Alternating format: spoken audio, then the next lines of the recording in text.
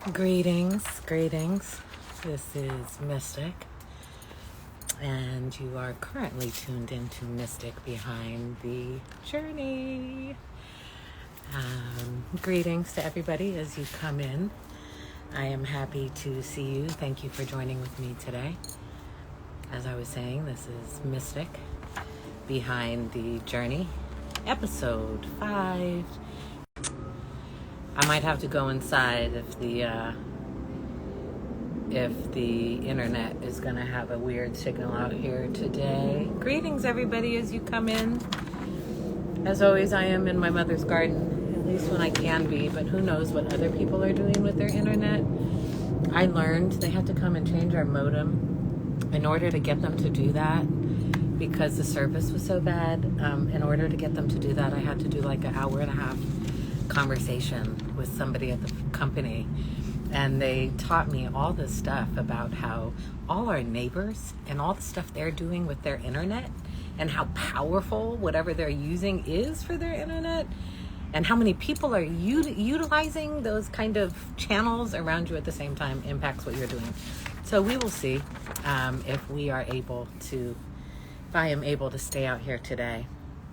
But as I was saying, greetings and welcome to Mystic Behind the Journey, episode 5, Creation, Part 3. It is my honor to be here today. We have been doing this for 5 weeks now. Today, my esteemed guests are Dot, or 4 Tracks from the Mechanics, also a member of my Digital Underground family, as well as Dave Ghetto, my brother, who was my label mate at Good Vibe. And we also do all kind of other stuff together, and we'll talk about that. I'm not sure that Chops is going to be able to join us today. If he is unable to join us today, I am still going to talk about fatherless child. But I'm just kind of, I guess I'll just talk about it myself, right? I won't be able to ask about how Chops created that perfect beat that I found on a Monday that became such a huge part of my healing process. But we'll see. Maybe Chops can make it. But our first guest is going to be Dot, or 4 Racks, and he's the producer with the most tracks on the Cuts for Luck and Scars for Freedom album. Greetings. I love those purple hearts there. Greetings. Am I saying it right when I say Aaliyah? I love all of your light, Queen. I want to make sure I say your name correctly. I always say with my kinder babies and other students, particularly students who are black and brown and indigenous and have our names mispronounced all the time, I'm like, baby, make them say your name correctly. But I also make sure that I ask them, am I saying that correctly? Okay, I'm glad I'm saying your name correctly, Aaliyah. Thank you for all of the beautiful light that you shine, Queen, and thank you for being present today. So hopefully Dot will be here in the next few minutes. I hope that your guys' day is going beautifully. It's Thursday. I feel like we get to Thursday and it's like, well, for those of us who work Monday through Friday, right? We get to Thursday and we're like, okay, I'm almost there. But I think I actually personally have to, absolutely. I think I have to work this weekend again on this research project. But how are y'all doing? How is your heart doing? How are your hearts doing on this fine Thursday?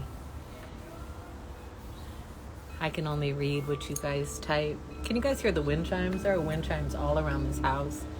And it's the sound of them is beautiful unless it's like super windy and it's super early or in the middle of the night. Can you hear?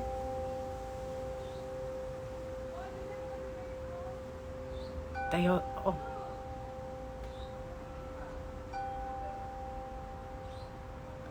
I always feel like if I try to be like, I'm quiet right now, or I try to be like, listen to the wind chimes, that we don't get to hear it. So anyways, while we are waiting for Dot to join on in, if we get to like 5:10 and he's not here, I'll shoot him a text. But I did text with him this morning. towards the end of this episode today, I am going to announce something, and I'm going to direct you somewhere. Heart is always good. I'm glad to hear that. I'm sorry. Yeah, I'm sorry your heart is a little heavy today. Yeah, everything is going to be all right. I have said, particularly in the last few months, on a regular basis, to remind myself that, people are like, one day at a time, one day at a time. And then I was like, one moment at a time. And now I'm like, one breath at a time, right? Just to be exactly present where we are. That's all we can kind of do, particularly when our hearts are heavier. So, but yeah, towards the end of today's episode, I'm going to announce something. Oh, I see he's in here. Send me a request. I'm going to announce something, and I'm going to direct you somewhere to access it. If you are somebody who is interested in accessing what I am going to share, I hope that you do. Let me see. Oh, hold on. There we go.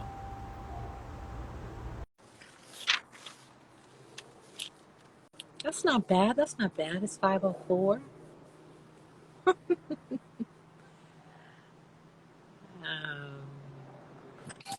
What up, what up, what up, what Greetings. up, what up, what up?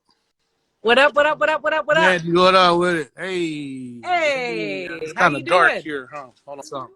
Let me get It these is kind lights of on. dark Hold on one there. I second. mean, of course. Yeah, Okay. there we go. It's a little bit better. There we Hey, go. There we go. Where are you at? The studio? You at home? no, I'm at the lab. Nice. Welcome and happy Thursday, my brother. Happy Thursday. What's up with it? I'm so happy to see your face. Good to see. Yes. I should have named this so that it pops up with a name, but whatever. No, I was rushing to get on. We'll give folks a couple more minutes to join in, but yeah. you've just been creating all day? No, I ain't been cooking. I ain't making no noise. I actually been doing I had to go. I just picked up a puppy today. We ain't got a A dog. puppy? What kind? Frenchie. Oh, wow. There you go. Yeah, one of those little Frenchies or whatever. Yeah, so I had to go pick the dog up and. Oh, wow. I think there's even like a Frenchies of Instagram, right? Like, Yeah. For people who are How's here it on a going? regular basis, doesn't it always seem like we get a ghetto bird when we get out here? It's like a regular kind of fair. But that's East Oakland for you. But maybe it's on the freeway. How you been?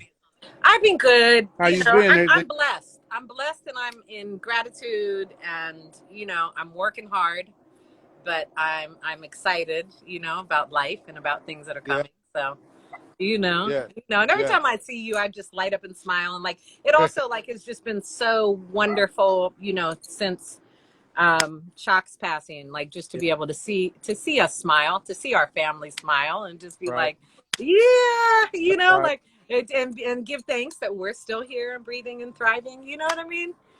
So Yeah, yeah. but it is Okay. 5:06. I am going to welcome folks. This is Mystic Behind the Journey, episode 5, creation part 3. So this is the third part where we are talking about, talking with producers who contributed to the album, created Yeah, the palettes for me to heal with, and to kind of, I don't know, just express myself at that point in my life. right. And so today we are going to have, I'm going to call you Dot, but I'll say Four Good. Racks from the Mechanics. It's all good. And then we are going to also have Dave Ghetto, and we'll see if Chops makes it. But Dot, we start with you. You and I go way back, even Way back before Digital Underground. before digital. Yes. And so I want to first, before we get into that, I would like to invite you to introduce yourself and tell the people who might not know about you. Uh, Tell them about who you are and give them some of your background as a MC and producer. just oh man, somebody who fell in love with hip hop early on when I heard Don't Push Me because I'm close to the edge. That it was a rap. It was a rap Yeah. Yeah. faded in, and I done every form of hip hop, from drawing to rapping to writing to singing to producing to DJing to shit owning a label now. Just Yeah. everything. Just everything that encompassed the music. Like, I love this shit. This is my passion. I'm still super in love with it. Like, Yeah. my life. It's everything. Yeah. You're about the culture, man. Yeah, the culture, man. So, yeah, no, just I was everybody knows me right now from what I'm doing with the mechanics, of course. But before then, it was just finding my way. I definitely was trying to DJ. So, had the opportunity to DJ for Digital Underground and DJ for the Lonnies, and that's where me and you were on the road together. We had a wonderful time. Yes, sir. You were my nurturer, took care of me. That's Aw. what Echinacea was from you. Yeah, echinacea. I used to bring herbs on the road. Yes, you did. I say sometimes I'm not. I know that Shock put me on because I could spit, right? Yeah, And because of yeah, my you can heart. spit. But that I sometimes say it's just because he wanted me to come out and take care of everybody, right? That too, huh? And Yeah. yeah, so that he had other intentions The healer on around that, the road. and to have a healer and a nurturer be Yeah, part of the crew and to be out, yeah. you That's know. amazing too. I never thought about it like that until right now. Like, that's Yeah, crazy. Yeah, yeah, he's yeah. so brilliant. He was so Oh, brilliant. yeah. He he was such a bright light, and he brought us all Yeah, together. I think about those times and being out, and I think about Talking Dirty After Dark, and all that. all that kind of Yeah, stuff. But I also want to encourage you, because you're like, everybody knows about what I'm doing with the mechanics now. There may yeah. be some people who watch this later or Mhm. listen to this later who don't actually know about the mechanics. Can you talk about that a little bit? So the Mechanics is a production team who, when I got off the road with Digital Underground, um, I really wanted to produce the records that I was playing. Like, as a DJ, you play the records, but I always was fond of, like, wanted to make the records. You know what I'm Yeah. saying? Yeah. But my early upbringing in hip hop was always sampling, like Tribe Called Quest, or sampling loops and stuff off of records. So after really watching Shock, I was like, nah, I gotta go. I gotta go learn. I gotta go figure out these keys and Yeah. hold on, these going crazy. Charlie, get Okay. the dog, Monty. So I went right to the drawing board. I mean, and just really was like, let me try and get my fingers together. I didn't really go get piano lessons or anything like that. I just kind of like started freestyling, Yeah. and that began me really trying to find myself musically. Like, what did I want to do? Yeah. Yeah. I mean, Picked up with my Shock was self-taught to self-taught yeah, too. self-taught. Yeah, he was. Take Charlie out. Then just take him in. Yeah. So so when I got with my brother Kenny Tweed was already like, his father was a saxophone player. Oh, nice. So he was already on the keys. You know what I mean? But he didn't take lessons or anything either. He was kind of self-taught. His Yeah. father. So what my brother had that I didn't have was, he had the knowledge of software. Like what Shock, the hardware, drum machines, turntables, keyboards.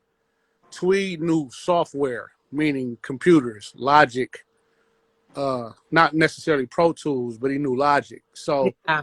when I got with Tweed showed me Logic. And that's when I said, okay, well, I'm going to leave the hardware alone. I'm going to pick up the keys and I'm going to learn this software. And that began the mechanics. Yeah. And Yeah. from there, we just started looking for acts to produce. And one of the first acts that we really locked in with that stuck was Jay Stalin. Yeah. Yeah. And, yeah, Stalin took to us like a like our son. Like he's like, whatever y'all want to do, I'm following y'all. Yeah. And he listened, and we learned together. We learned the game together, trial and error, and Yeah, and you see you how are he turned out. working with some huge Yeah. musical legends. We're going to talk about that towards the end. I want to dive into this so I don't keep you too over No, our that, time. But so that's I want to ask you where how far do we go back, and do you remember how we first met? I don't, but we did. Didn't we go to school at least a year? Yeah, Did we did. So we both went to Oakland High. we went to Oakland High. Yeah, at least for. I came to Oakland High in '90. Well, I ain't gonna say that.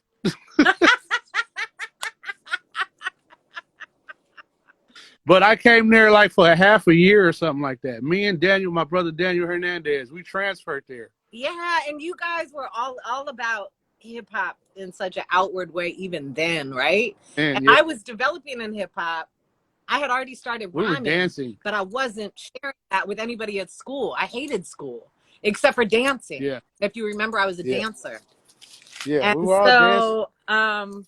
so I always think about, like, again, the magic of how Shock helped to bring people together from all over the country, but all over the Bay. And, but you're somebody, we both got brought into this vision into the same place, but we had gone to high school together. So I just So wanted to see if you remembered. I But did, yes. I want to start by diving in and talking about the songs that you produced on the album.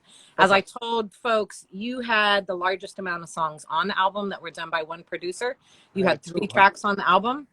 And I thought maybe we would start with D-Boy. And I'm kind of going to ask you some of the same things about these songs as we go through them.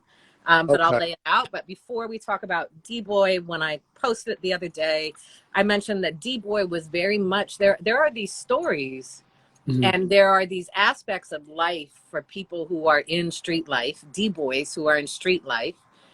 And for people who don't know what D-Boys are, they're dope boys. Dope boys. And so that people make it like it's all about money and it's all about being fly all the time, when there's also this really hard part of that life, and there's a lot of self-reflection and questioning, and it's hard. You don't want to have the people around you love get hurt. You don't want to hurt the people that you love.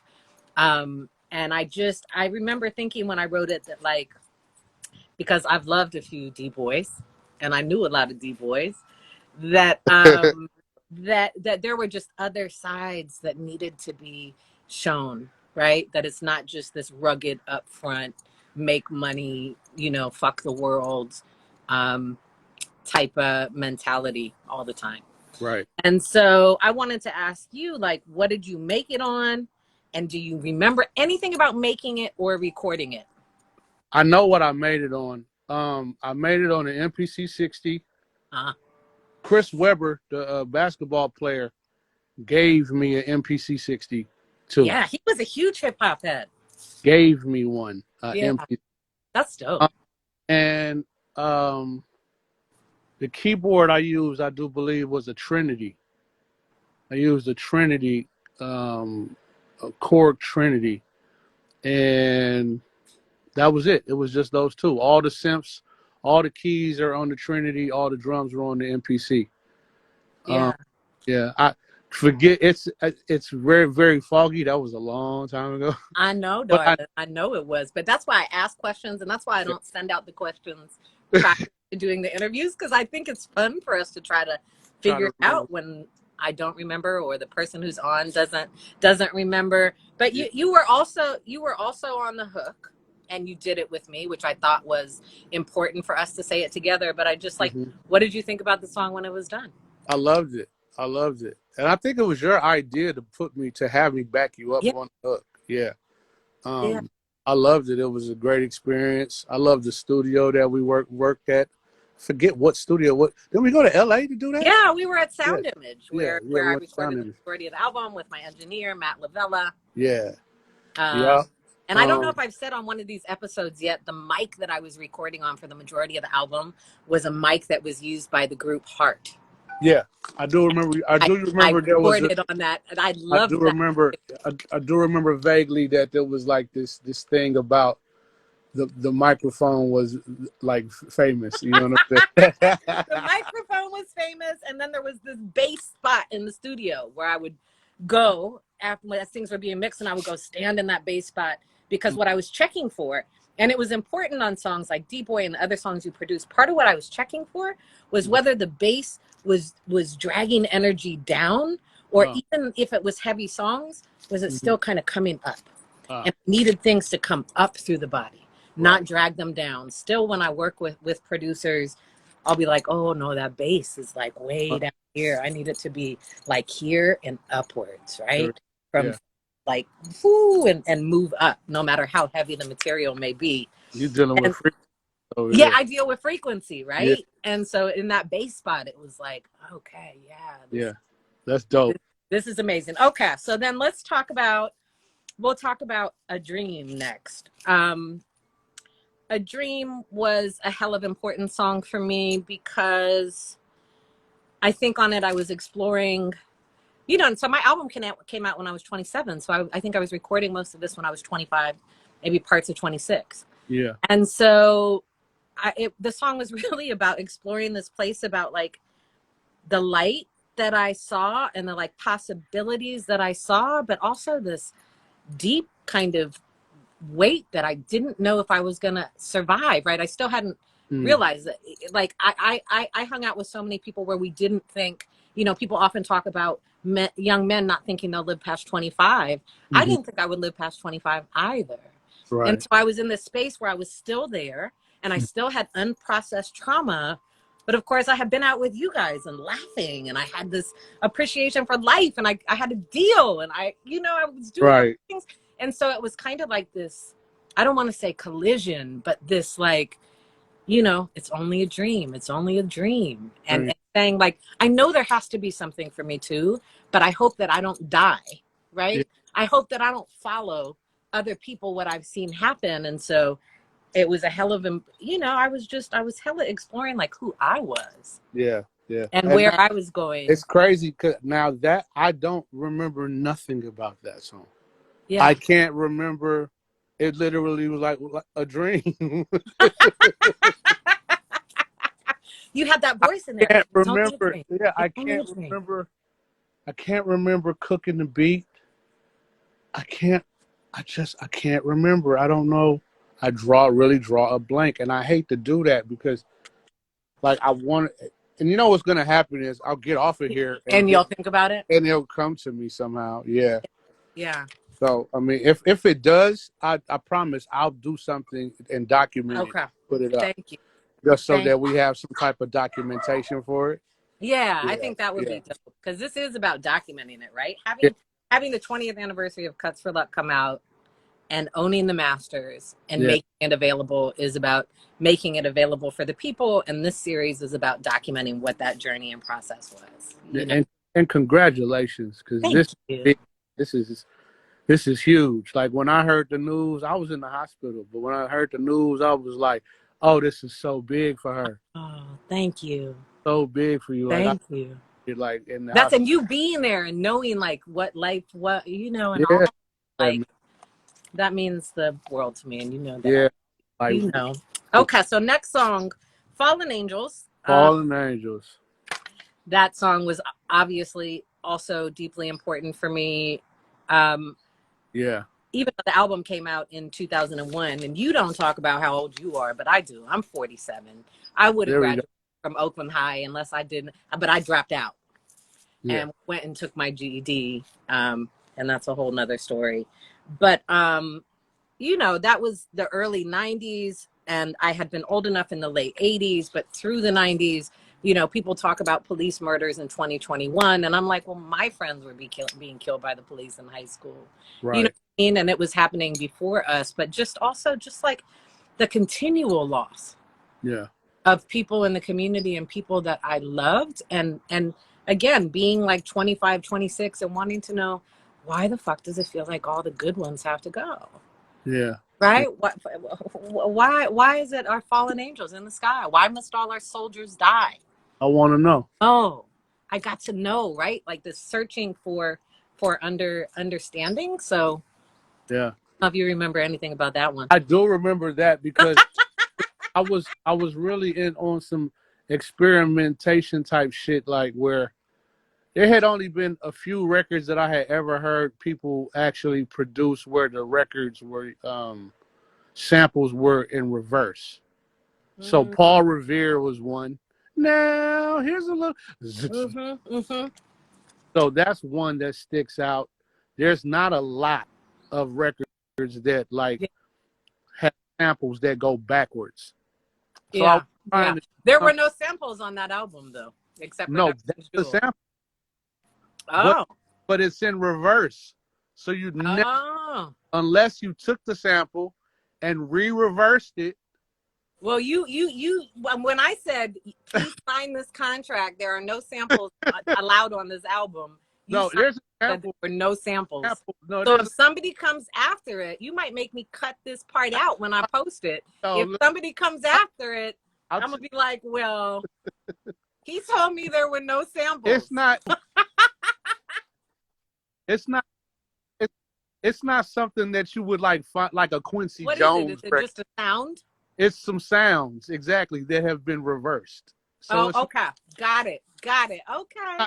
it's not like a Okay. Gil Stern record that I flipped or went verse. No, sounds that I was just experimenting with. Like, let me reverse them and put them over drum Yeah. to give it a weird type of feel. And that's how though that beat came around. Yeah, it's a trip because you think about all, and you say that one was kind of like it was new and experimenting. And I Yeah, have often found that, like, it's like when I talk with CD, he was like, well, I was really figuring out what I was doing and I was learning how to make it. Or for the stuff that was supposed to be on the re-release of Cuts for Luck and Scars for Freedom that Kanye produced, yeah, the way that I picked the first piece he had, he went to skip through it. And I said, hold on, bring that back. that's What it. is Yeah, that? yeah. What's He that? said, basically, I have not mastered that style yet. That's Yeah, something that I'm exploring. And I said, that right there that's what I want. is what I want. Right, right. I ended up being a popular sound for him. You can kind of hear it on Get Yeah, By and of with course it did. Quali, but Yeah, but there's something about catching producers when you guys are in these experimental yeah, places, yeah. that I think can be super awesome. But so the three pieces of music, I was thinking, like reflecting on them, and I was thinking, well, you seem to have this great skill at having these incredibly dangerous bass lines, right? And slumps with these hard Yeah, I drums, love bass lines.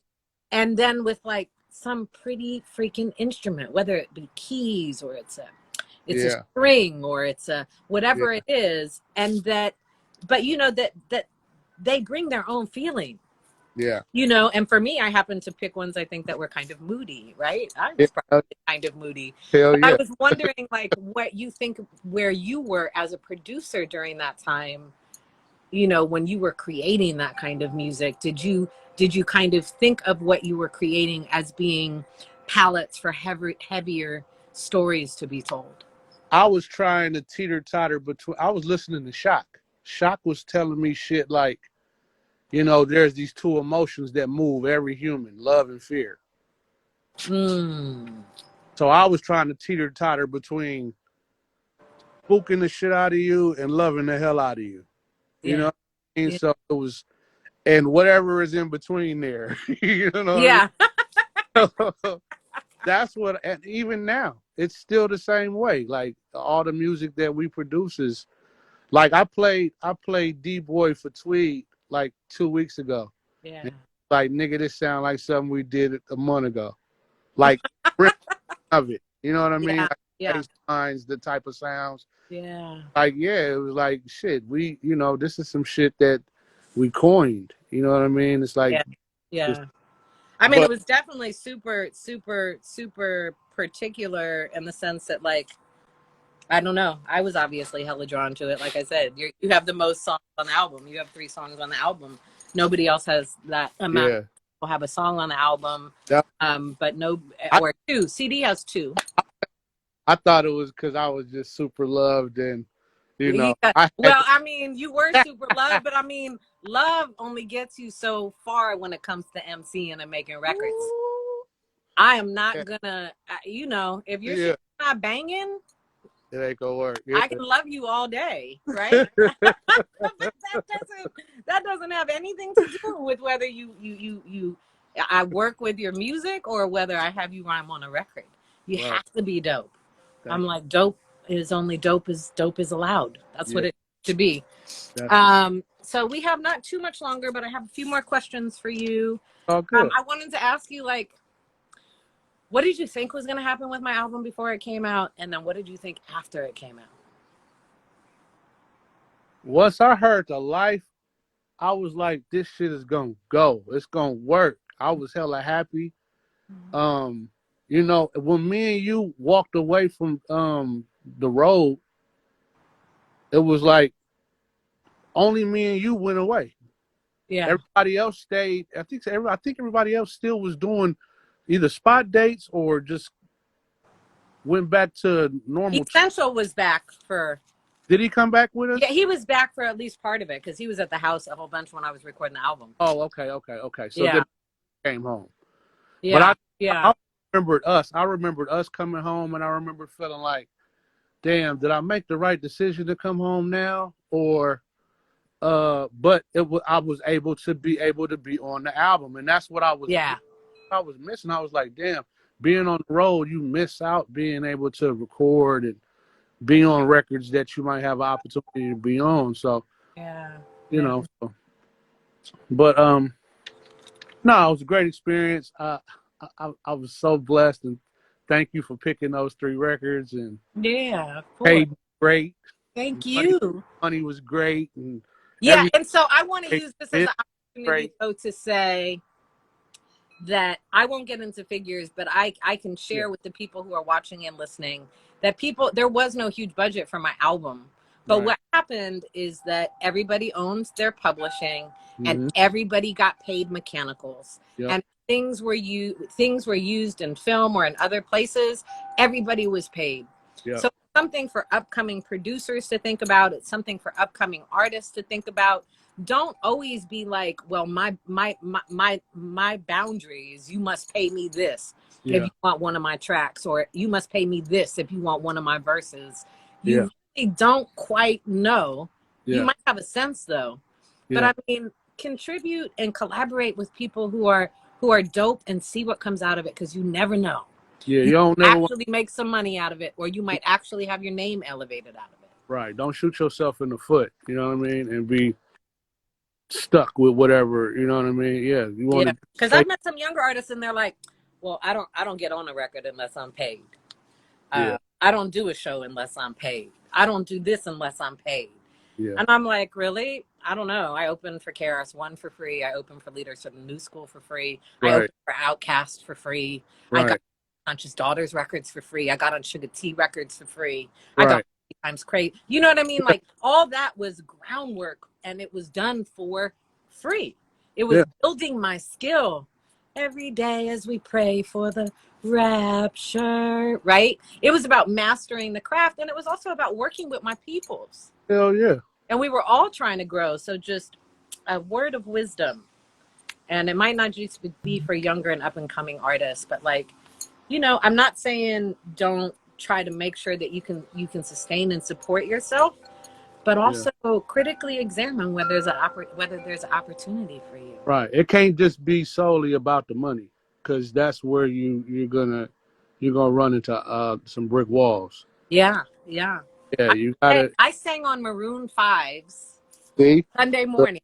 I sang backgrounds on that record, right? The only guest on that first Maroon 5 album, and for those of you who were on when Walt Liquor was on the show, we talked about how he and his management partner Evan Bogart used to manage what was Kara's Flowers and became Maroon 5. So of course, we were same management umbrella. So I was like, yeah, I'll come in and sing backgrounds.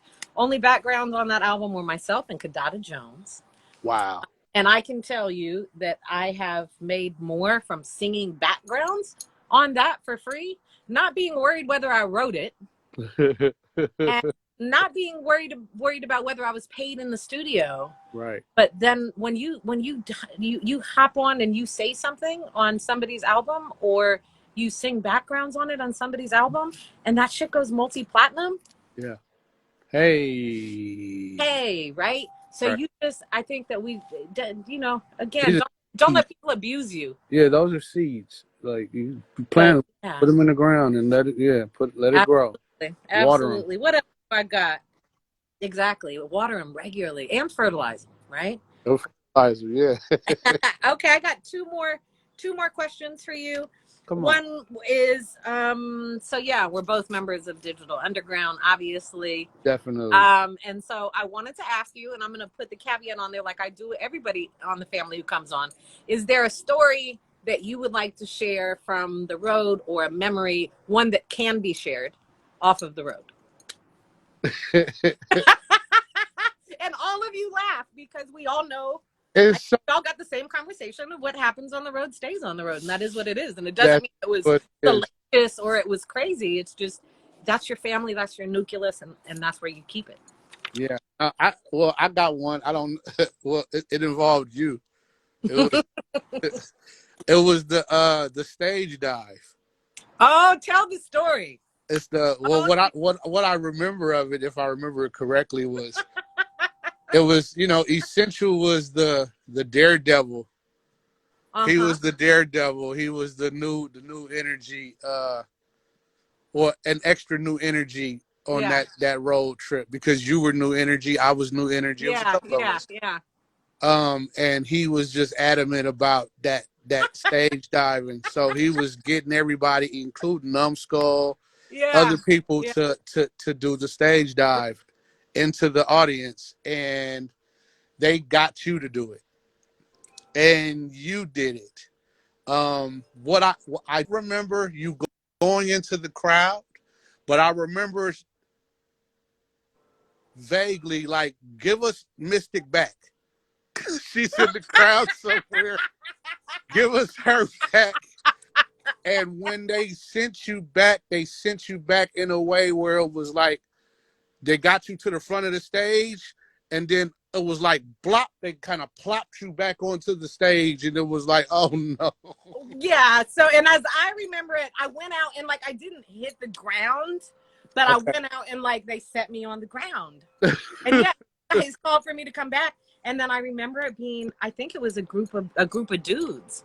Yeah. And I feel like they were black dudes, like maybe they were college athletes or something like that. And they Yeah. literally tossed me in an arc Yeah. back Right. on to the I'm stage. I'm in the DJ booth, so I'm kind of elevated. So I'm looking over everybody. You know what I mean? Yeah. They Like kind of, flying. I hit the stage when Yes, they you. took me back. Yes, you hit the stage. Art. I didn't know what story you were going to tell. There were other stories where I staged when we were on what is it called, South Padre Island, and it was a bunch of drunk white young college students, and I stage dived that night, and they tried to reach up my skirt, and I was irate. Like, Oh no, see, you know, how dare you, right? Like, yeah, I was like, oh no. It's not that I didn't have shorts on, but it was just like, yeah, you but they know, I go was to just, yeah, you know me, I was irate. yeah, okay. And so, anyways, that's a good share, though. That's a great story Yeah, because I remember that, and it hurt. kind of tossed you back onto the stage. They I did. don't They tossed me. It was like, an arc. yeah, I don't think it was like deliberately trying to. No. I think Yeah, they, they were giving me back. and I So just my last question for you like, is oh, oh, really, what'd you say? I just remember you hitting the stage like boom, and I'm like, Yeah, oh and no. it was like, but I Well, jumped up and kept yeah, going. we That's got what happened. You we just got keep you back. moving. We got you back. That's Yeah, all. I got back to my family, so it was all good. But I definitely was a little bit more hesitant about where I jumped out in the crowd to do stage diving. So I Um, think that's a good safe story. You know, yeah, that like, is a wonderful, wonderful safe story. Thankfully, I was safe. And if any of those guys happen to be on social media and you see this, I just want to say thank you for getting hey, thank safely. you. Even though I say it was an arc and I hit the stage hard. Thank you very much for getting me back safe. So my last party is really going to be to I always have to publicly thank folks and say, thank you so much for being such an instrumental Oh man. part and component of not just my art but my life. Cuts for Luck and Scars for Freedom could not have been what it was without those three Mhm. songs. They were instrumental as part of the healing process that making that album was for me, Right. and kind of getting through the other side. When we hold on to like the painful and the dark shit that we have, you know, it sits inside. But if we can start to get it out through our art, and that's what's so powerful about art, if we Yeah. can start to get it out, you know, we can shift some of our, you know, our mental health and how we're feeling, and just open up our heart. And I think that's something that was obvious about the album, and I think I'm humbled that it's obvious to people now, is like, you know, I gravitate towards the light, and I Yeah. shine light, right, and reflect it. um but I definitely had to come through some trauma Yeah. and reclaim that light, and understand that like the trauma didn't steal it from me, and Shop was part of the process of rediscovering that. So I Yeah. just say thank you, and I love you. I love you to death, man. I love you to death. I love you. You know what? And please tell the people where they can find you. Oh man, I'm easy to. And if you worked on it, oh, and talk about some of the big projects you worked on lately. Oh, yeah. Well, I mean, it's easy to find us. The Mechanics, TheMekanix, the Mechanics Square. Um, um, right now we're about to drop this Jay Stalin on behalf of the Streets Part 3, July 30th. We did the whole album, so that's about to drop. I've been directing videos. I just directed a video I saw. for Hey, Snoop Dogg. CG, I see you. Sorry, y'all, I didn't see the messages. Keep going. Yeah, directed a video for Snoop recently. Been producing this records for Snoop Dogg. E40, you name it, all the Bay, you know, Bay legends or whatever. We always take care of home. Yeah, Uh, yeah. and But I was like, oh, that's big out there directing for Snoop, and you've yeah. done some great stuff with Fab, and Oh you know, yes, that's the beauty. my And brother. you and I were talking, and I absolutely would love for us to be able to come back together. Yeah, hell yeah. Say less. Art. It's not that we couldn't have done that years ago. It No, just, I think it's a beautiful time to do that. yeah, I don't think there's anybody, you know, you and I make a certain kind of art, and there's nobody who I make that art with. And so yeah. There we go. I would love to create some more art with you. So thank you. Thank you. And I'm trying to see. Shout out to Tyranny. He's on here. CMG from the Shout out Daughters Tyranny, man. host. Shout out Tyranny. And CMG said she never did the stage dive, but Carol did. Rest in peace to our sister, special one. Hey, shout out to the Conscious Daughters, man. Shout out to Yeah, and so I didn't. She said my sister is a daredevil. Um, Miss but Love. yeah, so people were like quoting lyrics and posted. I don't post unless I get paid. So I'm sorry, y'all. I really didn't see the comments in here because I'm really trying to focus on the people I'm with. So thank you for the comments. Dot, thank you. Yes, I'm thank gonna say goodnight to you, and I you. love Love you. you so much, but And I'll check on you in the next few days. okay, I'm here. You know, Okay. you call my phone, I'm here, babe. All right. Love you, I Uncle Jim. love you too. Love. Y'all be smooth. All right. Peace. Peace. So, God, I love Dot, and he's so talented, right? And I am super, I love my Digital Underground family.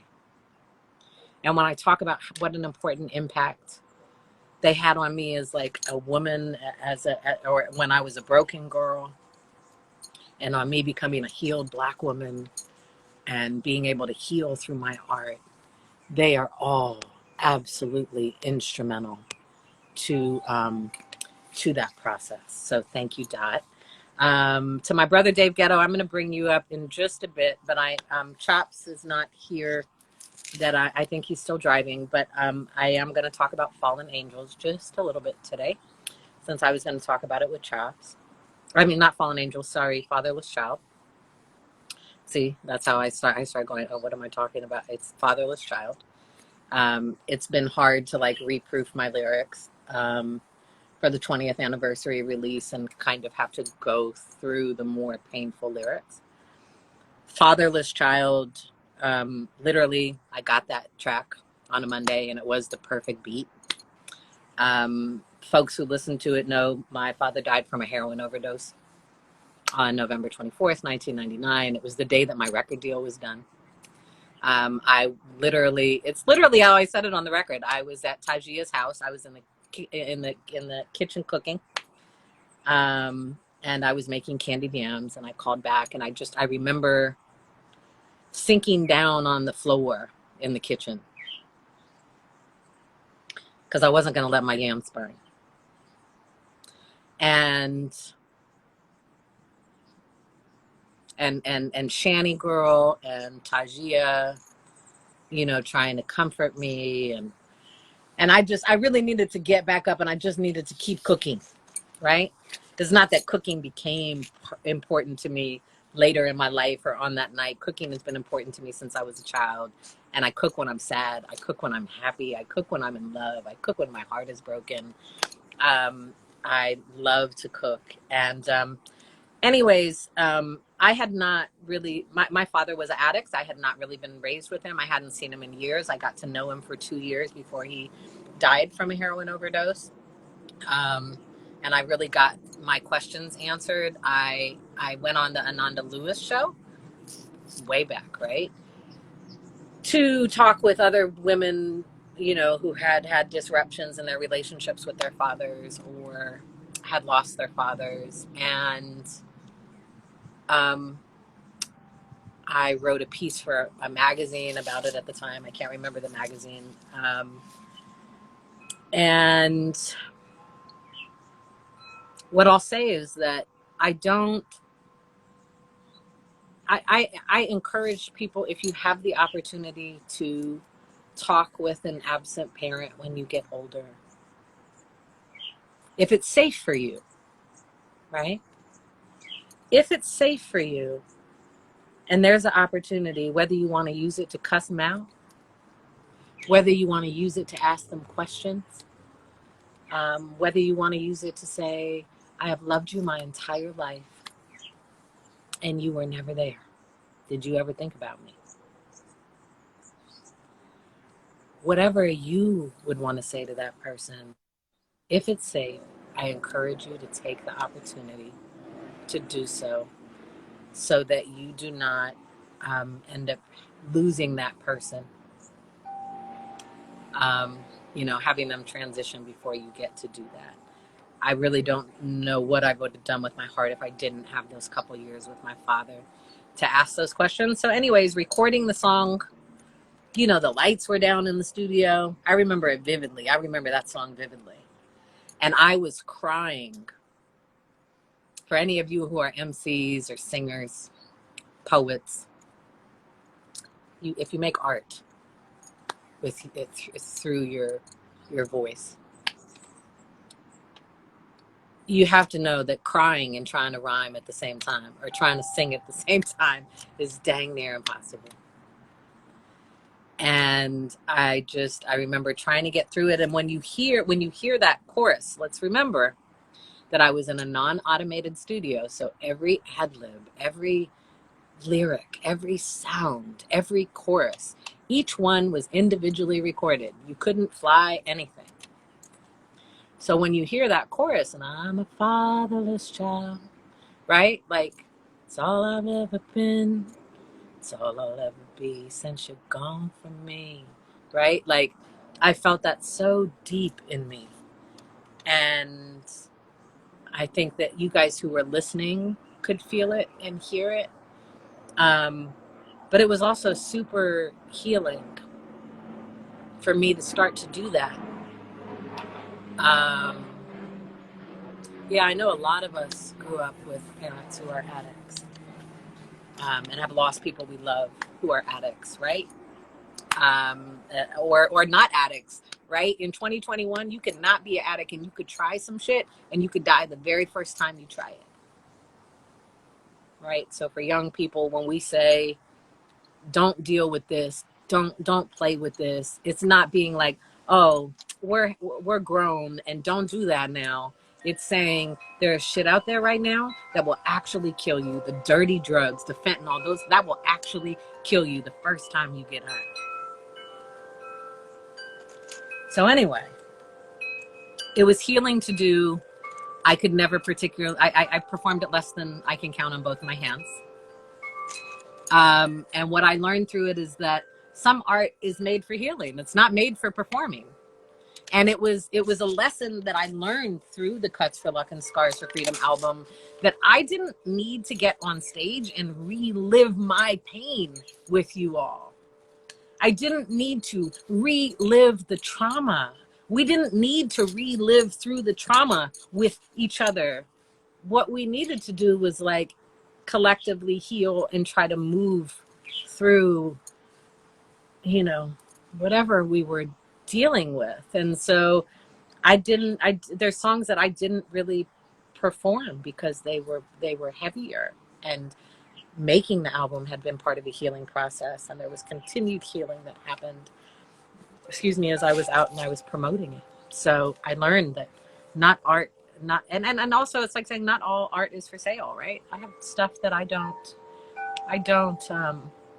that I will never release, poems that I will never share, that are just for me. And I see a question about healing through recording. But here's the thing is I don't think we can heal all the way ever, right? I think we can get super close, and I think we can continue to make progress. But then there are experiences that can rip us back open, where we need to start. We realize that there's additional healing to do. The loss of Shaq G and the way that we lost Greg, my brother Greg, to lose him that way, after having lost my father to a drug overdose, was part of why my heart was so deeply, deeply broken. There was only one other space there. And I realized that like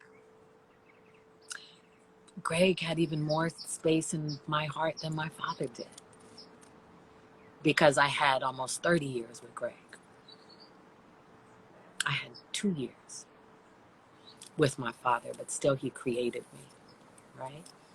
So anyways, that's Fatherless Child. You may never, ever see me perform it. You probably won't. If for some reason I do a performance of the entire album, then yeah, I would perform everything that's on the album. But so that is part of the story of Fatherless Child. And I will just say I'm forever healing. But one of the reasons I flipped this order around is because I thought, let's bring on my brother, Dave Ghetto, so that we can end on an uplifting and loving and some laughing. Look at that. Ah, Greetings, my brother. Are you driving right now? yeah.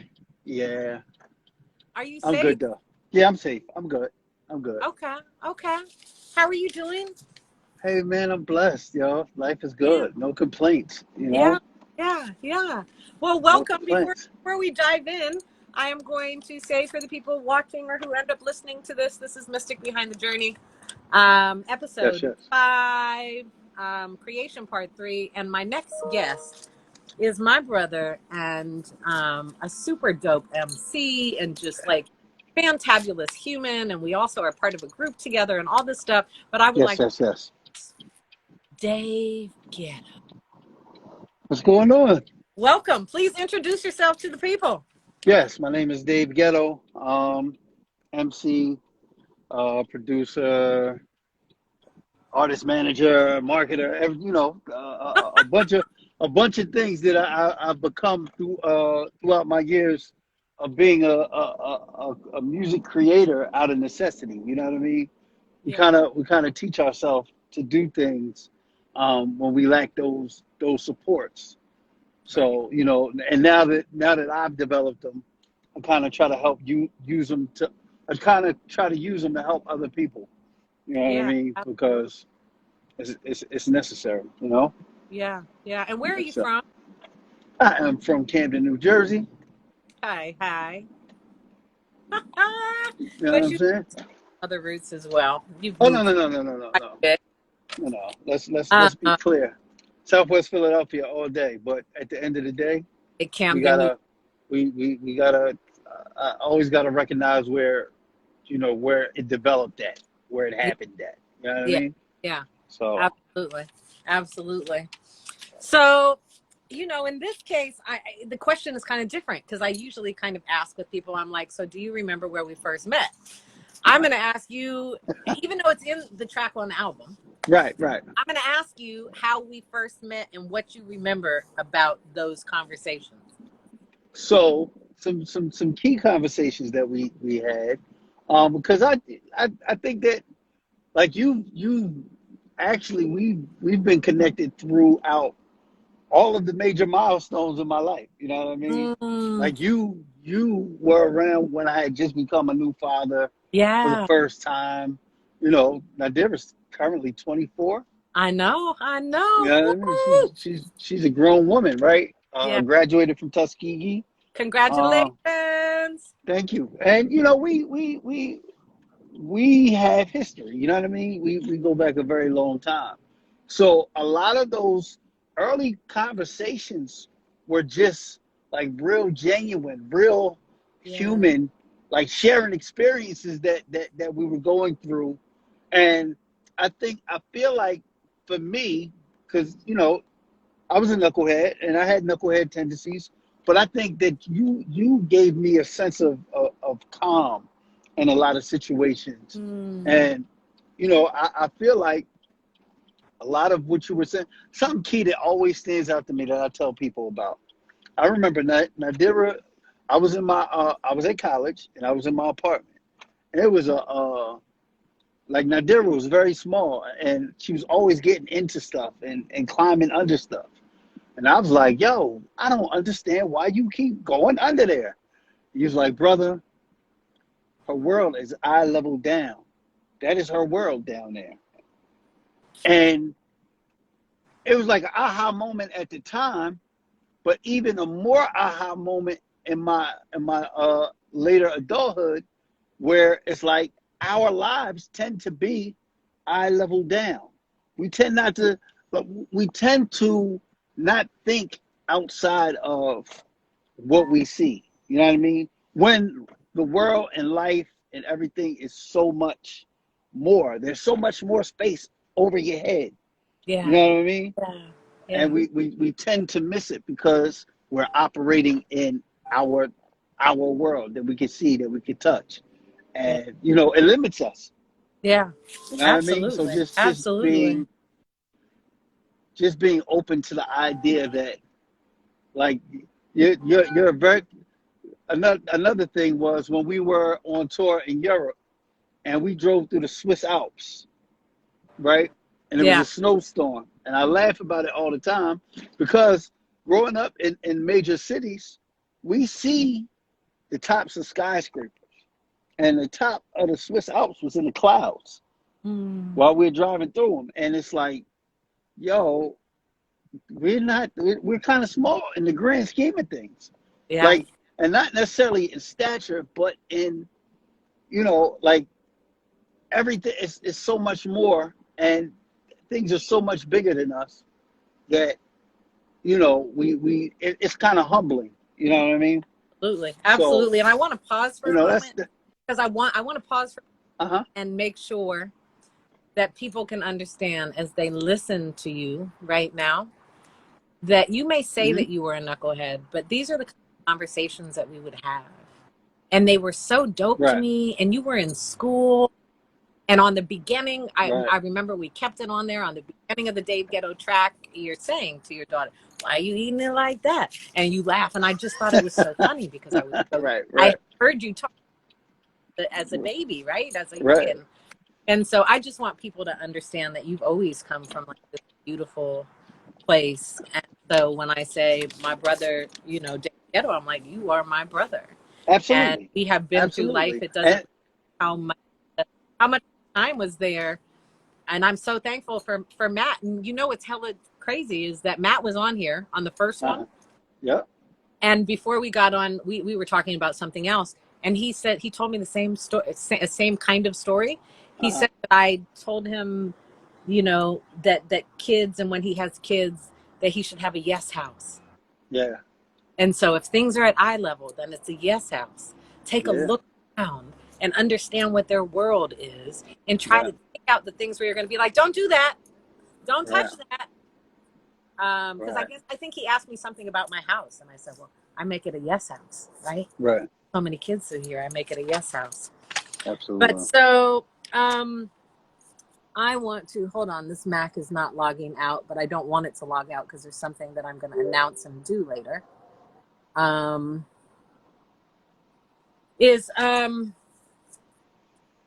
I wanted to talk about, because some people I'm sure are curious why you ended up on the album with your whole own like Right. Right. track, Right. right? It Right. wasn't like you and me on an interlude. You ended up on your own track that Right. Chops produced, Right. and it was called Dave Ghetto.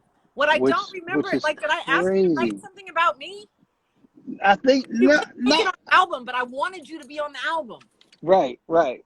So I just remember um Chops is like, yo, I'm working on some stuff for Mystic. And like me and Chops, I think had the conversation about a record, and then you kind of seconded it for me, I believe. Like, cause Chops, I remember Chops was sending you some stuff. And I believe that record was supposed to be collaborative. It was Yeah, supposed I to be think it me and was. you. And Yeah, well, lyrically, I just went someplace else. You know what I mean? And it was more of it was really about the experience that we was, you know what I mean? Because yeah, initially we connected sight unseen. This is pre-internet. This is, you know what I mean? We used just a dope soul that was on the other end of my phone, and we bonded beyond that. You know what I mean? yeah, And then I seen a picture and I was like, oh shit. Oh man, right? So it was a thing where it's like, even for me, being a young man and being super active out and being, being attracted to women and like various women, and knowing that there's a beautiful woman that I'm connected to, that it's the connection. It's not sexual. It's not like it's like a connection that's beyond anything physical. You know what I mean? And it established our relationship throughout time. yeah, You understand what I'm saying? And I yeah. think that verse is commemorative of that relationship being so genuine. Absolutely. You I know had what to I mean? check up your lyrics so that I can make sure the lyrics are out there. And Uh-huh. I was like, this is so dope the way he wrote this. I also was deeply like, look at that freaking flow pattern, right? Look at the way you wrap it around. I was like, yeah, my brother is Yeah. dope. My brother is dope. Yeah. Let me And, because I talk about some of your stuff, but I just wanted to okay. I gotta ask, like, what did you have any ideas about what was going to happen with the album with Cuts for Luck and Scars for Freedom, and then what I ended up just I happening just with thought it? it was I just thought it was some of the dope, like one of the dopest bodies of work that I've ever heard. Like, Mm, because thank I remember having like the snippet tape for the life, and was it Ghetto Birds? Was you. that Yeah, the other one? ghetto. Like Yeah, Ghetto Birds, right? So I remember, by because the being on Goodbye, Matt was very generous. This is what we're working on. You know what I mean? And this is yeah, what we have. And yeah, so just being able like, I heard all of it and I was like, yo, this is crazy. So when it came out and all of the accolades that it started receiving, it made sense, like, as it should. Like, if somebody was like, yeah, Missy got nominated for a Grammy, she should have. Like, this project is phenomenal, right? Um, it I think that what it did and how big it was and how it was received, I think that that's how it was supposed to be received, and that's how good music is supposed to be received. mm, Um, mm-hmm. but oftentimes whatever is blocking it is blocking it. But I think that, you know, the natural response to it, it was real. Yeah. And I think that it's exactly how people were supposed to respond to it.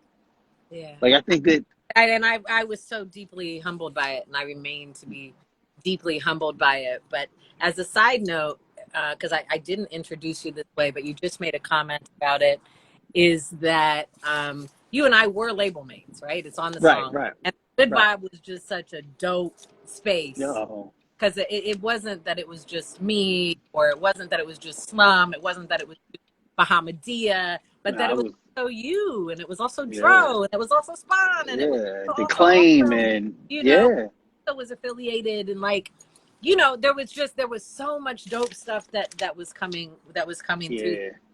So now that we talked about that, I want to ask you about the song that we did together with Fonte. Okay, I remember when you came and asked me if I would be on it, right, and told me Fonte was going to be on it. I thought you were going to ask me to sing, but you didn't. Fonte was going to sing, and right, I was going to get to rhyme. So I right, wondered if you would talk about that song. Just right. So, in knowing you, I know that in spite of you having such a beautiful voice and being able to sing, you are an MC. And to your core, like, never let anybody attempt to pull you out of your MC space. You understand what I'm saying? Like, because we've been in sessions where it's like, Mandy, I think this song, you should sing this song. Now I want to sing this song. I want to rap this song. Bet. Can you go rap this song? You know what I mean? I might do a little here and a little there, but I'm rapping. yeah, And at the end of the day, I feel like, or I always felt like singing, like, I can sing, yeah, I can sing, but y'all gonna get these bars. yeah, And yeah. Mystic is an MC Yes, to sir. the core. You know what I mean? So with that being said, when that record came into play, like, I knew I knew I wanted you on the Love Life album. But Absolutely. when I think, who was the producer of that? I think that was Square. I think when my man Square sent me the beat, I was like, this is the one. And then my manager at the time, Danny Dominguez, was like, yo, I got some stuff. I'm doing some stuff with Little Brother. So, we had Ninth on the album, but he was like, yo, I think I can get Fonte. I was like, let's get him. And I didn't want him to rap. Like, I need this hook. Like, you know what I mean? Yeah. And it was like, because at the time, Little Brother was everywhere. They was doing, like, we know Fonte can rap. Fonte bars are crazy. Right. We're Crazy. gonna do something different. Catch this Yeah. curveball. You know what I mean? Yeah. So when you hear that record, it's like, I know what you thought when you was looking at the credits and the title and who was featured, but nah, Yeah. not at all. This not that. And then So, was it called Hey Young World or Young World? yeah. Hey Young World. Hey Young Yeah. So World. I want people to go and find that. I Oh don't. yeah, it's Dave Ghetto, Hey Young World, featuring Mystic and Fonte. Yeah. It's But it on the Love Life album. up another space of the conversation, and we'll talk about it before this, that, and the third. Is that you and Uh-huh. I are both educators. And Absolutely, we're also absolutely. both people who are committed to young people and how young women and young men, Hmm. young folks, period, value themselves and think about themselves and make their way through the world. Hmm. And I feel like that piece of music reflects that in many ways, right? Absolutely, You, absolutely. I don't think you were an educator at that time, No, I wasn't. and I I had been wasn't. working with children, but Right, not. I hadn't gone to school and done all those things to right. All that extra fly stuff all that that you did. extra stuff. But that right there, I think, is such a pure, when we talk about genuine and the genuine connection of our relationship, that record is a genuine representation of our love, Absolutely, for absolutely, young people, right? Because absolutely. life is hard. The world is hard, and they have to go through so much. I wanted to ask you what is your experience? What is your journey? First, I want to say thank you for being an educator who is a Black man. Oh, absolutely. And Absolutely. I Thank want to you. know about, kind of what your experience is as a Black male educator. Um, so, since, so right now, I've gone through my first brief period. It was a very brief period of a couple months of working in a community that was not reflective of Mm-hmm. our people. Mm-hmm. Starting Monday, I'm back in the community. You know Yeah. what I mean? Hey. And what it is I see this goes back to what we spoke about with Nadira and eye level, right? And we did this exercise at work today, and part of my strength is seeing myself and other people. Like I can relate. I was an at-risk youth, so I understand the needs of at-risk youth. You know what I mean? As young Black men in particular. You know what I mean? Young Black and Latino men in particular. Can you guys But hold on? Can you guys see there's two hummingbirds that were just hovering right over my head. Sorry, please continue. That's why no doubt, I like no this. doubt. But so look for, and that's not to say that I didn't have a particular guidance from like what I would consider my OGs. You know what I mean? They Right. just weren't. They weren't. They knew what they didn't want me to do, as opposed to this is what you do. You know what I mean? They were more Yeah. like we don't want nah.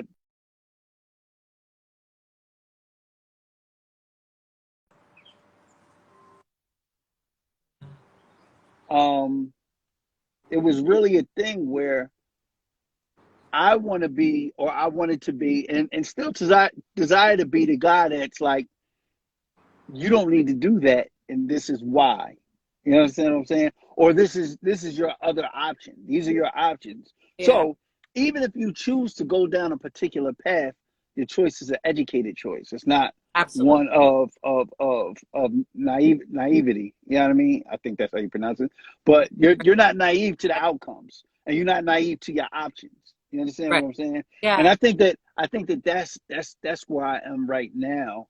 And I think that this is like what I call in a lot of the conversations that I'm having, like teach our kids need to know how you did it. Mhm. You understand what I'm saying? Like we all know the obstacles. We know what the obstacles are. How did you avoid those obstacles? What did you do to avoid those obstacles? Or if you got caught up in those obstacles, how did you get out of it? And it's your job to go back and tell them how to operate. You Absolutely. understand what I'm saying? So um it's like we can't discount the experience of our people here. But as somebody who's juked the numbers, who's escaped some real life stuff, I Right. gotta go back. It's I be doing not only myself, but my people, my children, because the children that I'm trying to influence are peers to my children. Yeah. So if Yeah. they're not in the best position and they're my children's peers, then my children aren't in the best position, which Absolutely. in turn makes these children my children. Right. They're all our children. Right. That's why I'm So always talking about our collective children, right? People are like, right, are your children, were those children in the life video yours? And I'm like, right. I haven't birthed These children. are all our Are kids. all mine. These are all our kids. So They're ours. right. So I deem it very important, and I look at it as my life's work, which is why you get a record like Hey Young World, Yeah. because that's me speaking from the experiences that I experienced Yeah. and telling you that there's another way. Ab- And you can't necessarily fit the blueprint all into a 3.5 minute song, right. but follow me. Like this is enough Yeah. to intrigue you. Yeah. I'm open to the conversation. You know Yeah. what I mean? Yeah. I have past students from age 27 to 15 that follow this Tidal Wave Dave page, right? Yeah. Yeah. So I I still attempt to lead by example, Right. or still be a voice that, or an ear or a shoulder that they could reach out to. Yeah. Because Yeah. even if you're 30 right now, I'm older than you, and you still my kids. You Yeah. understand what I'm saying? So Sorry, go ahead. it's important that I think that for me the education piece is being the beacon of light that's like, yo, come this way. Mm, But if you yeah. go that way, it's also the flashlight that shows you what's Right. over there. Yeah. You Yeah. understand what I'm saying? So if you And choose also, to like, put if you had to get back, maybe right, go over there for a while. If you go absolutely, stay, you absolutely, you can absolutely. Yeah, it's not a one-way street.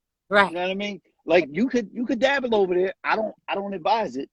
right. But if But you I'll still do, love you if you and do, still have the and light. I welcome you back when you come. You Exactly. understand what I'm saying? So, and Exactly. I think that a lot of our kids don't get to hear that. Like they Right. embrace being like the idea of being bad. Like I'm cool with being bad, Right. Right. Right. Right. but you're not bad. Yeah. I don't I Because don't I don't I don't we like your need more love, decisions. right? But Yeah, that's why we need more love in the world because right. young, high school students, junior high, that, or even my kinder people, but particularly with high school and junior Late high, junior high. 20s, is like, is not to come from this place is like, I've been there, let me tell you, I know everything. It's like, I'm trying to show you some light, and I want you to Right, understand these things. This is what I went through, and this is right. what I learned, but I need you to know that I love you, and I'm here without judgment. And then when you say that, though, Absolutely. you can't just say, I'm without judgment and I am here. You have to continue to show up for them in that way, so that Absolutely. even when it breaks your heart, even when something happens that disappoints you, that you still receive them with love, Right. And right? Once in they doing so, understand that you love them and you're not going anywhere, then you can they'll do do anything. They'll do anything for you. They'll do it. Yeah. anything. And so I worked in school discipline for Mhm. 5 years, right? And people's perception of what discipline is in schools is it tends to be different. Yeah. Those children who are deemed to be disruptive and problems, quote unquote, Yeah. are the ones that spend the most time in my office, who I develop the strongest relationships with, who, now that they know, like now that we have a bond, Yeah. the same way that you couldn't get them to sit down in a classroom, Right. they'll do it for me. So Yeah. what that tells me is through this relationship, I can request things of them that they'll comply with. It don't got to be a consequence. It don't got to be, I'm very alternatives to out of school suspension.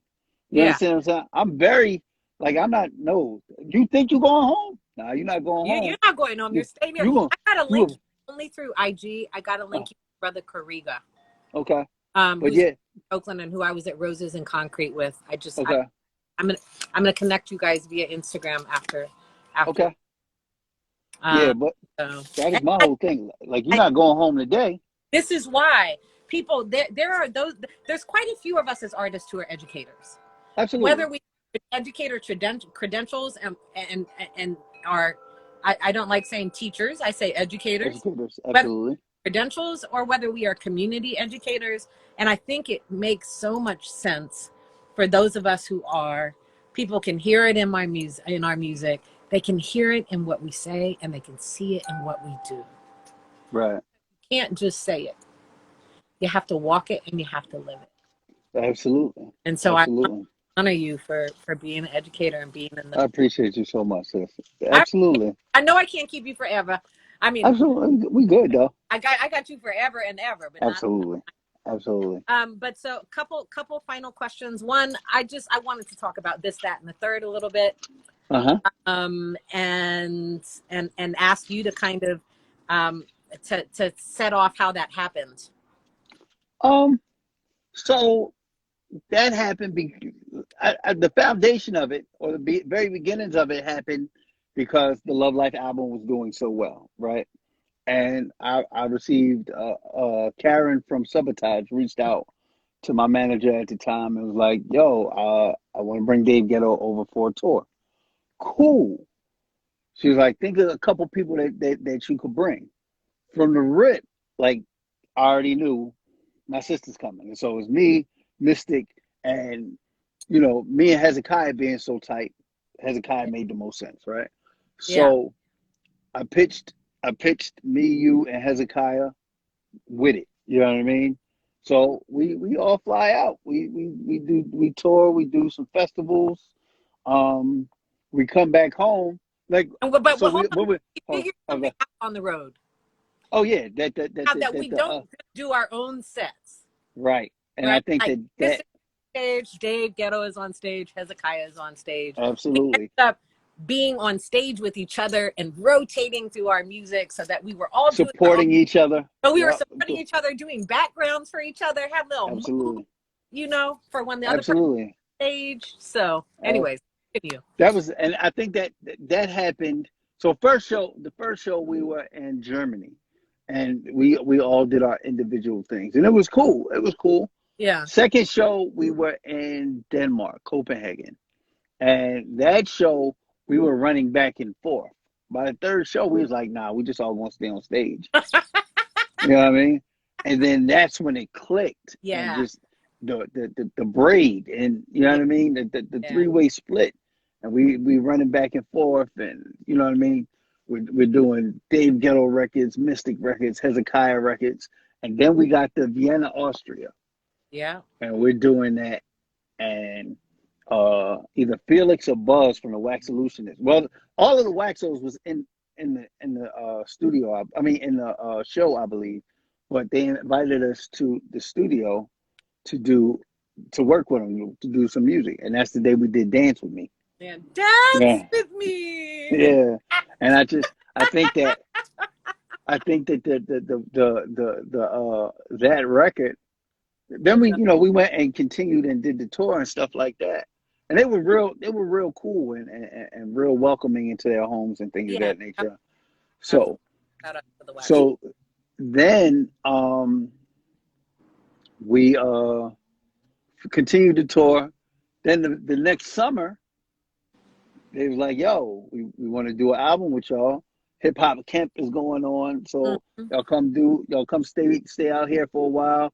Y'all go do hip hop camp. We finished this project, and then you know what I mean? It is what it is. So we did that, and then we didn't hear anything for Right, but for I want to say that album is called Summer in Vienna. You guys should go absolutely, find it. It's a dope absolutely. album. Very dope album. Never particularly got pushed, but it's a dope album. And I think we recorded it in a week. Absolutely recorded it in a week. Yeah, Yes, absolutely. and we're Last time I saw it, it was on Bandcamp. I believe it's on Bandcamp. okay. But it's probably on all of the streaming services as well. Okay, yeah, we Um, that out, and we are going to elevate that because I think it needs to be elevated. Heads up, it's like let's take another cycle round, and I'm like, oh, I'd love creating with you, and I yeah. with him, and it's fun for me because, and you now I think are more comfortable with rhyming and singing. Hmm. Hez and I have been rhyming and singing, and so I just Absolutely. thing where you have MCs Right. who are Right. also more than happy to sing or put some melody Harmonies and melodies together.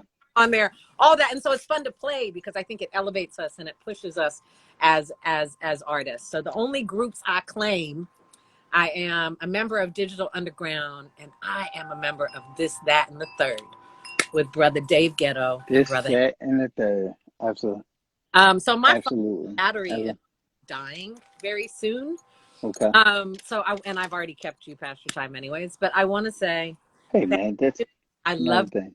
and I want you to let people know, like, because you've been producing more, and I want to talk more about that with you, and we could do it Hmm. offline. Like, I would love to Hmm. check out some of your music. Okay. But if people come, love to you, Shanny Girl. I was talking about you because I was talking about Fatherless Child.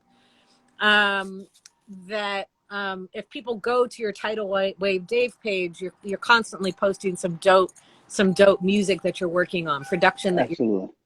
But are there other places where people can find your music or find your production, or other spaces outside of IG where people can find you?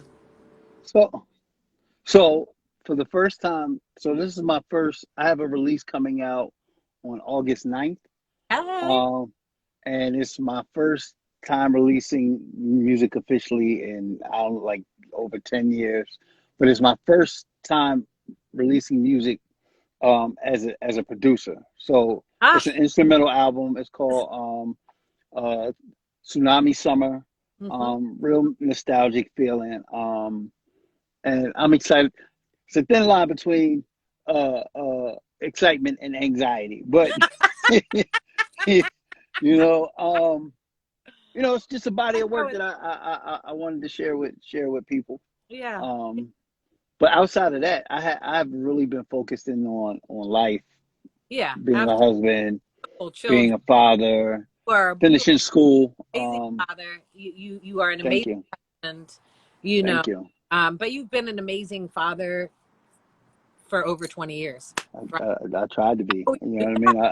I always, in my heart, have an affinity for amazing fathers, particularly young men who are dedicated fathers to their children, trying to navigate relationships and what they look like in life and all Right, the parts and pieces, but right. so love their children, and not just love them, but are also present. And you were Has to always be. present because she was forever. Yeah, she was there. She was there, and that's Yeah. that's the goal. Yeah. You know what Yeah. I mean? Even in my missteps as a parent, you know what I mean? Um, you can only fix the missteps if you're there. Yeah. You know what I mean? So Absolutely. that's that's key. But Listen, Sam, I know just your students must love you, right? huh? I said I know your students just must love you, like, huh? It Well, I depends. think so, but I mean, I know that you be saying stuff that they're like, huh? Yeah, yeah. Okay, Sometimes, I'll think on that. I've I've been booed at an eighth grade graduation before. You You know what I got mean? booed at the 8th grade graduation? Yeah, because sometimes it's it's the calm, sometimes it's the roar. Everybody not Yeah, built for the roar, and I figured that out earlier. You know what I right. mean? That the roar, um, though it may be that necessary at times, it has to be key, and it has Yeah, to be with purpose. You yeah, know what I mean? It can't just be yeah. roar, roar, roar. I can't bust the I rhymes.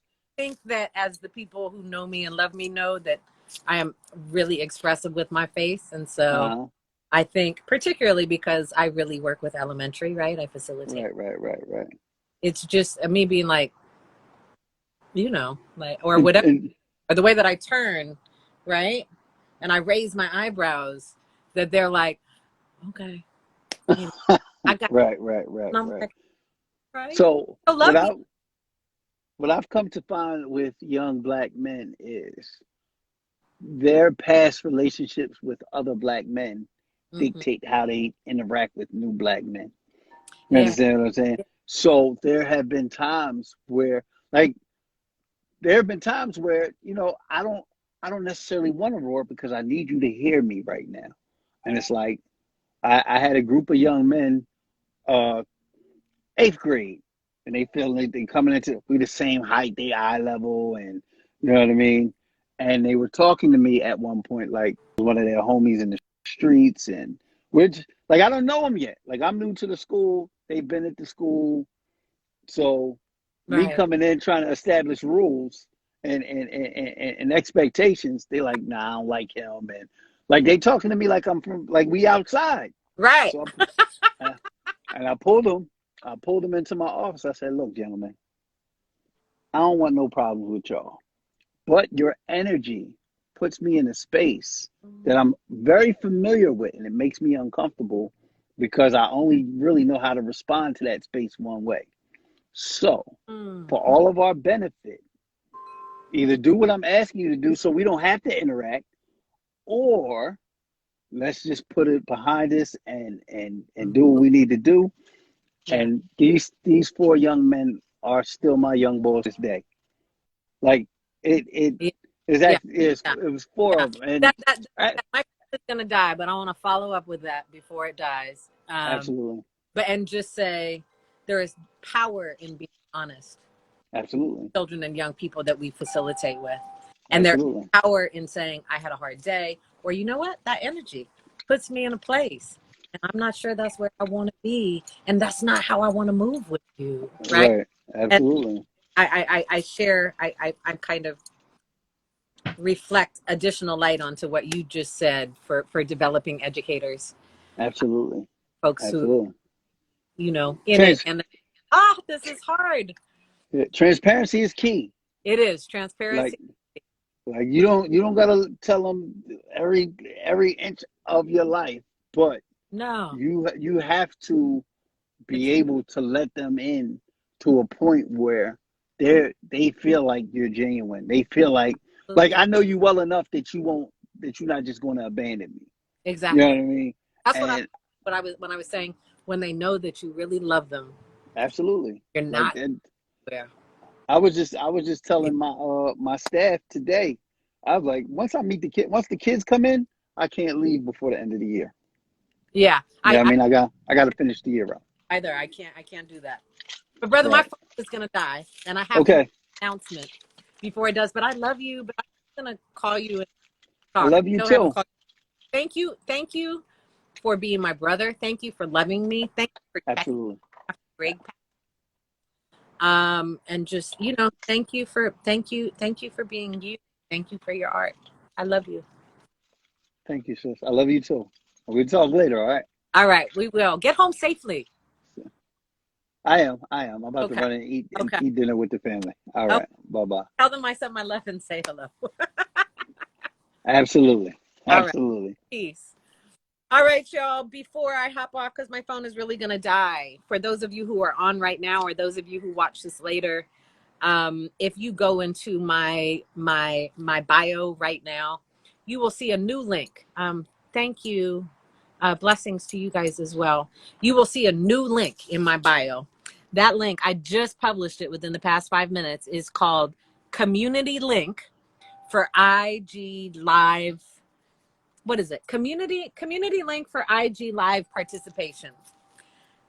The 2 weeks after, so Cuts for Luck and Scars for Freedom 20th anniversary is coming out July 30th worldwide on all digital platforms. This IG Live series, Mystic Behind the Journey, will continue for at least a couple weeks after that. Those 2 weeks that follow the release of the album on July 30th are what I am calling community IG Lives. And what you will find through that link is a kind of survey that asks some questions. If you are interested in coming on and being part of the IG Live to talk about Cuts for Luck and Scars for Freedom, and your experiences with it, your healing with it, or you want to talk about art and activism, there's more information on the survey, but follow that link, fill it out. It's some basic information. There's not a guarantee. I don't know how many people are going to apply through there. You would really only come on for maybe 10 minutes or so. It's all very scheduled and it's together. I tried my best to, so that we could create that forum in a really open, transparent, accessible way. But so it's open to all of you.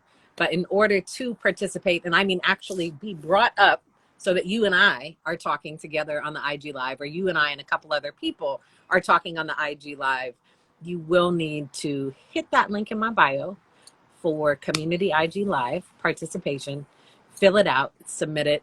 And even though it doesn't guarantee that you will be brought on the IG Live, what it does guarantee is that I myself will be reading every single one of them that is submitted.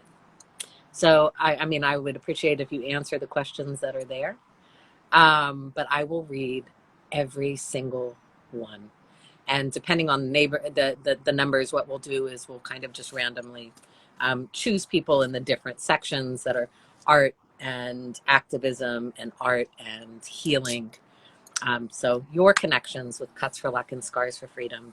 At that point, you will have been listening to myself and my family, my friends, the producers on the album for, I think, 9 weeks or 8 weeks. And I honor you. I thank you. I appreciate you. I love you.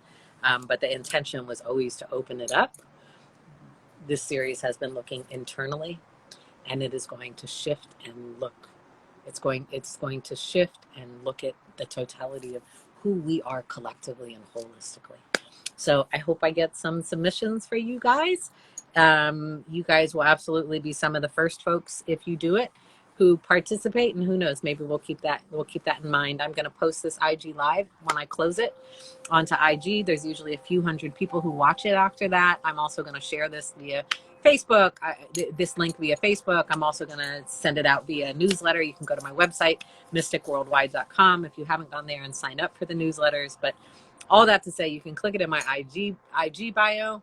But if you're on other communication platforms, you will also receive it for me as well. I don't even have the information in front of me about what's happening next week. I think it's a really awesome week. I think next week is A+ in Tembisa. Don't quote me on it. I have to look. But we have an exciting week next week, I think. I mean, they're all freaking exciting. But maybe there's one more space. There's one more space there. Don't quote me on it. It's been a long day. My day has been over in 15 minutes. It will have been a 12-hour day. I started working at 6:45. So anyways, I love you. Thank you for being here. Mystic Behind the Journey, episode 5, creation part 3. I am so excited that we're getting closer and closer to the 20th anniversary of Cuts for Luck and Scars for Freedom. And just, I love you. I appreciate you. And I am wishing you and yours the very, very, very, very best. All right? Peace, y'all. One love.